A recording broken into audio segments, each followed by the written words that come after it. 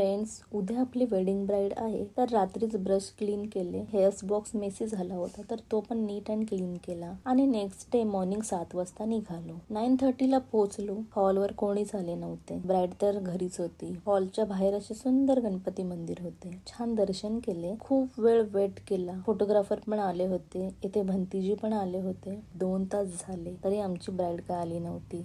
असे कोणाकोणासोबत होते नक्की सांगा. 12:30 लग्न होते. ब्राईड 11:45 ला आली. पटकन बिफोर घेतला आणि मेकअप स्टार्ट केला. हेअरस्टाईल पण केली. रेडी करून ब्राईडला विधीसाठी पाठवले. थोडा वेळ आम्ही रेस्ट केला आणि नंतर रिसेप्शनसाठी अगदी 20 मिनिट्स मध्ये रेडी केले. इथे ब्राईड नथ ट्राय करत होती. 2 ते 3 नथ ट्राय केल्या. मे बी तिला काही आवडले असतील, बट कोणी मध्ये सजेस्ट करायला असतात ना, ही छान नाही दिसत, दुसरी ट्राय कर, तिसरी कर. शेवटी आम्ही तिला तिची स्मॉल नथच घातली.